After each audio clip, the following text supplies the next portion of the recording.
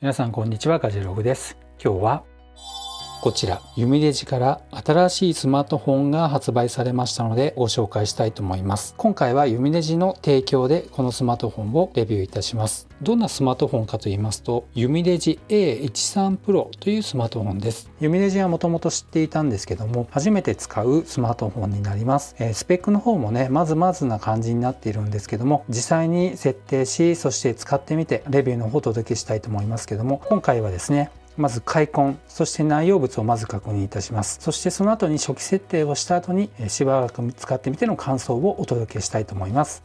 では早速ね、本日も行ってみましょ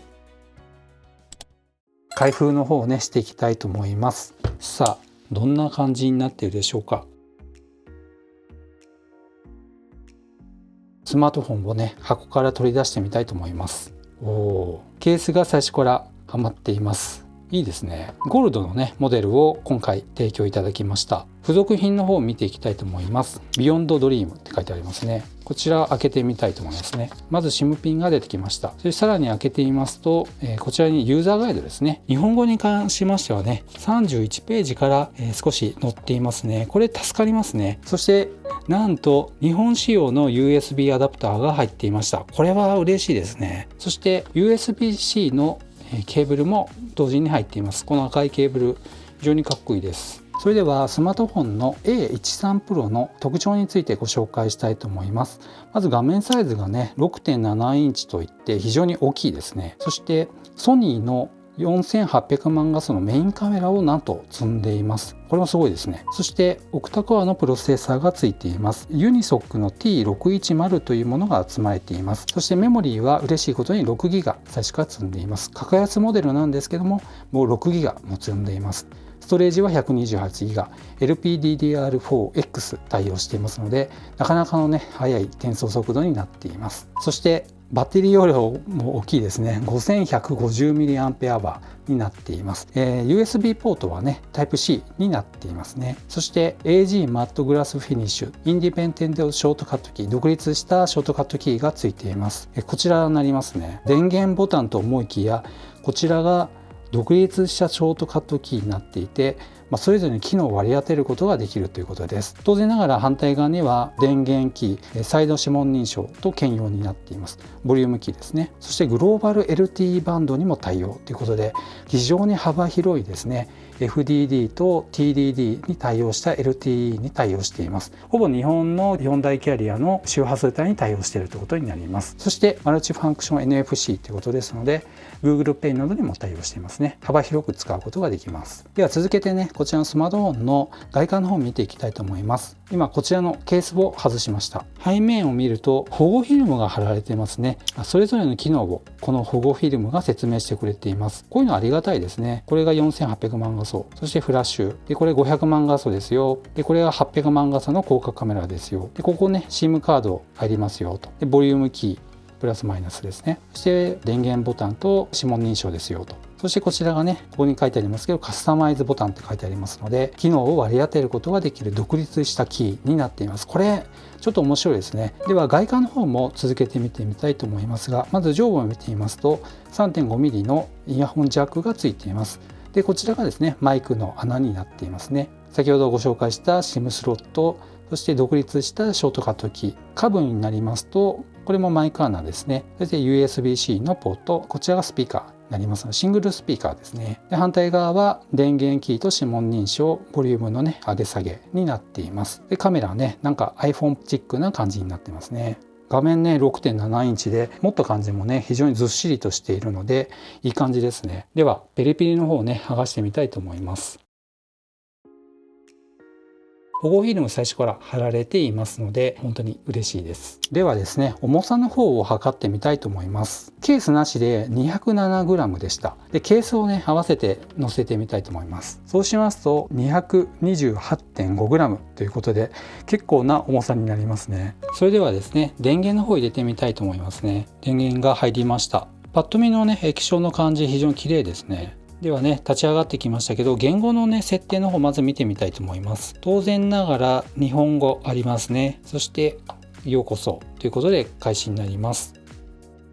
はい、ということでね、こちらがトップ画面になりますけど、結構かっこいい壁紙ですね。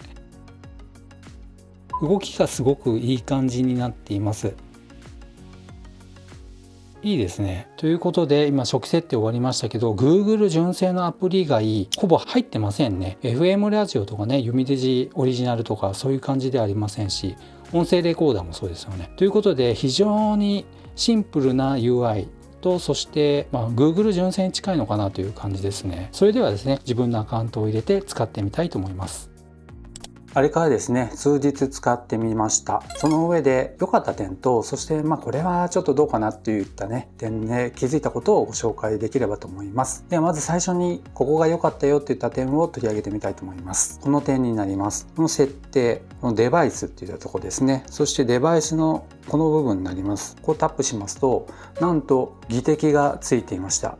ユミデジね、海外メーカーなんですけど、Amazon で販売結構されていますが、なんと A13 Pro にもちゃんと技適マークがついていましたので、これはかなり嬉しいですね。そして次の点ですけども、意外とサクサク動くといった点です。これ意外とって言うとちょっと失礼になりますけども、メモリーがですね、ちゃんとこれ 6GB 積んでいますし、ストレージが 128GB になります。6GB 積んでいますと動作的には結構いいです。Google マップの方をね、見ていただくと動作が結構滑らかです。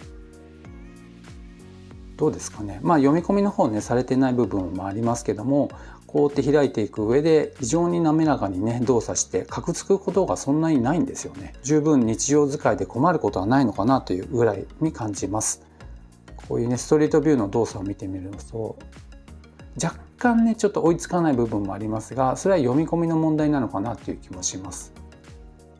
はい、このようにもたつく感じはそんなにしませんので、2万円以内のこのモデルにしては十分の動作があるんじゃないかなと思います。ちなみにアンチツベンチスコアなんですが、こちら21万7532というスコアになっています。どうなんでしょうね。ユニソック T610 という格安系にね、載っているチップになりますけど、この数値もさることながらやっぱり動作感っていうのはサクサク動いてくれていますので、値段的にも十分かなという気はします。良かった点の次の点ですけども、ここ見ていただくと分かりますが、デジタル時計が表示されていますが、なんと秒表示が可能だったといった点です。ただですね、これデフォルトの設定ではできないんですけども、開発者モードをね、オンにしたりして、いろんなショートカット機能を使ったりして、このね、設定をオンにする部分を表示することができます。そこまですれば、この秒表示をすることが可能になっています。ただそういった同じ方法をとってもメーカーによってはこれができないって言ったらね、モデルも結構ありますので、普段からですね、こちらの秒表示ができるモデルを使っているので、すごくありがたかったなと思います。そして今お見せしていますけども、これ今ノバランチャーをもう入れてしまっています。私ジェスチャー操作を Android で対応しています。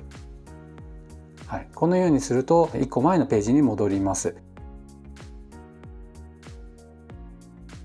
これがノバランチャーの場合、Xiaomi の端末だとジェスチャー操作にしていても動作してくれません。しかしながらこのモデルに関してしか確認が取れませんけども、しっかり動作しましたので、この相性っていうのはすごく嬉しいですね。やっぱね、これできるかできないかっていうとね、やっぱりできた方がいいわけですので、このあたりもすごくいい仕様だったなと思います。次の点ですけども、これスマートキーと言いますけども、このスマートキーにいろんなアプリとか機能を割り当てることができます。設定はこのスマートキーっていうところがありまして、こうなりますね。シングルクリックするとスマホ最適化というアプリを割り当てています。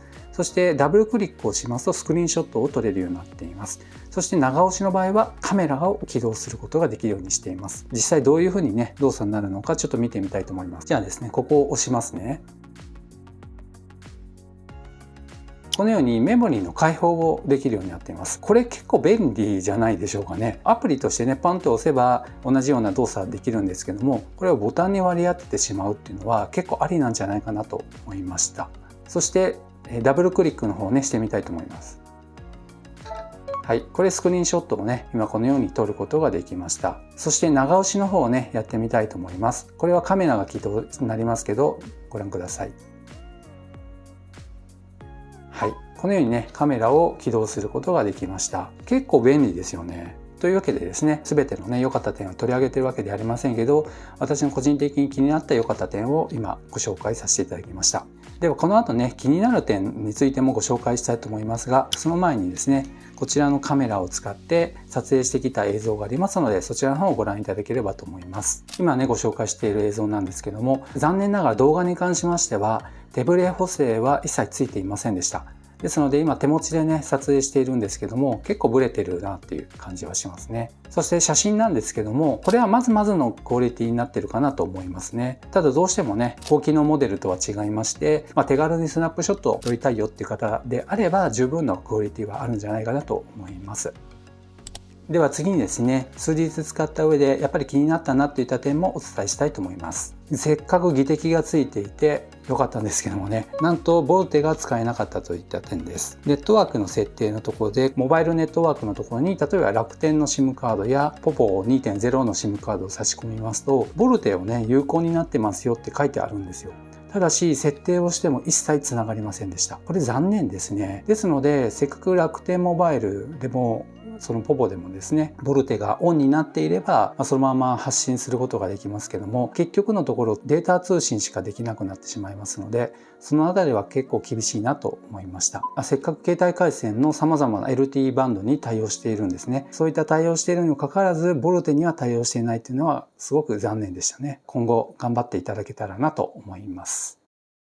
というわけで今回ユミデジの A13 Pro のモデルをご紹介しました。今アリエクスプレスの方で見ますと 18,500 円弱でね販売されてセール価格にはなっていますので、2万円弱のお値段で結構なサクサクのモデルを使うことができます。4800万画素のカメラ、SoC がユニソックの T610、画面のサイズは 6.7 インチ、バッテリーの容量も 5150mAh と非常にね大きなバッテリーも積んでいます。でカメラもね3つですね、3眼カメラになっていて、それぞれに役割を持たせています。そこそこ使えればいいという方にとっては結構いいのかなと思います。指紋センサーもね再度電源ボタンと併用になりますし、個人的に使っていて結構十分だなという気はしましたね。もちろんハイエンドモデルをね使っている方がこのモデルを使ったら相当遅いのかなっていう、動作的にはもたもたしているのかなっていう感じには感じるかもしれませんけど、多分2万円から3万円クラスのスマートフォンを使っている方、例えばファーウェイのノバライトとかね、